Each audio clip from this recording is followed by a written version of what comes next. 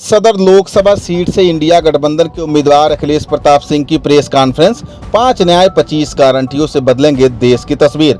देवरिया सदर लोकसभा सीट से इंडिया गठबंधन के उम्मीदवार अखिलेश प्रताप सिंह ने आज प्रेस कॉन्फ्रेंस के दौरान कहा कि बीते वर्षों में बीजेपी की उत्तर प्रदेश और केंद्र की सरकार ने देश व प्रदेश की सामाजिक, राजनैतिक, आर्थिक और संवैधानिक ताने बाने को तहस नहस कर दिया। किसानों को आमदनी से, युवाओं को रोजगार से, महिलाओं को सुरक्षा के भाव से और समाज के अंतिम पंक्ति में खड़े लोगों को समृद्धि से वंचित कर दिया। उन्होंने कहा कि केंद्र में इंडिया गठबंधन की सरकार बनने पर न्याय की बुनियाद का मूल मंत्र होगा। वर्क, वेल्थ और वेलफेयर, नौकरी, धन संसाधन, जन कल्याण, जाति के आधार पर जनगणना, SC, ST, OBC वर्ग के लिए आरक्षित सभी रिक्त पदों को 1 साल में भरा जाएगा। संविदा कर्मचारियों का नियमितीकरण होगा। भूमिहीनों को जमीन उपलब्ध होगा। अल्पसंख्यकों को शिक्षा, स्वास्थ्य, नौकरी में बिना किसी भेदभाव के उचित अवसर मिलेगा। 25 लाख रुपए तक निःशुल्क इलाज के लिए कैशलेस बीमा योजना लागू की जाएगी। स्वास्थ्य के लिए बजट आवंटन को बढ़ाकर GDP के 4% तक किया जाएगा।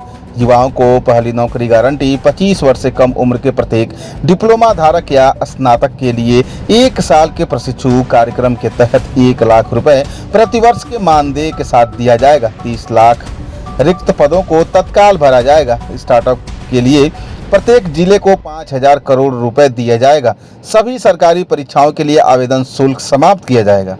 25 मार्च 2024 तक के सभी छात्रों के शैक्षिक लोन भी माफ होंगे। 21 वर्ष से कम उम्र के प्रतिभाशाली खिलाड़ियों को प्रतिमाह 10,000 रुपये मिलेंगे। कक्षा 1 से 12 तक की शिक्षा निःशुल्क अनिवार्य की जाएगी।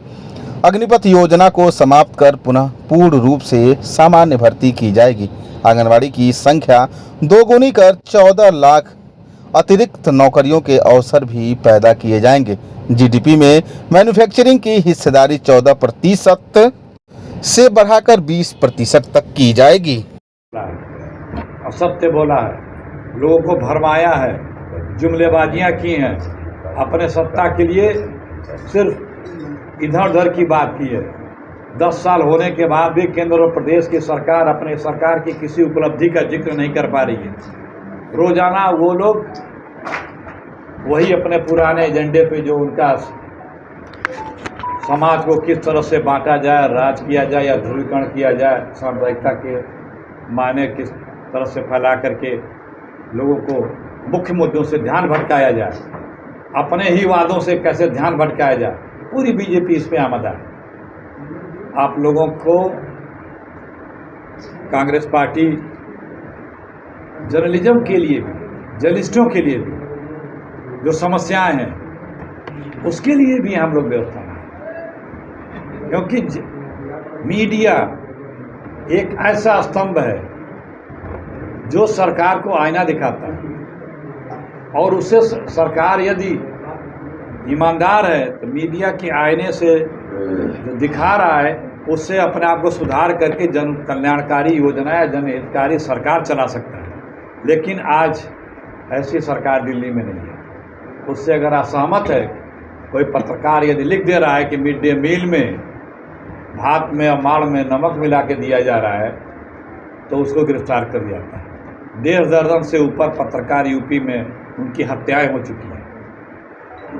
कम से कम 50 पत्रकारों पे यूपी में मुकदमे लिखे जा चुके हैं। यूपी के बाहर के पत्रकारों बाद में बात कर रहे हैं, कितने अभी भी मुकदमे जेल हैं और जेलों में ट्वीट कर देने से पत्रकारों पे कार्रवाइयाँ हो जा रही हैं। असहमत व्यक्त कर देने से उनके ऊपर कार्रवाइयाँ हो जा रही हैं। तो एक निष्पक्ष स्वतंत्र मीडिया की स्वतंत्र और ताकतवर लोकतंत्र में आवश्यकता होती है। वो लोकतंत्र बिना मीडिया के स्वतंत्रता के जी ही नहीं सकता है। उसे लोकतंत्र कहा नहीं जा सकता जहाँ मीडिया की स्वतंत्रता न हो।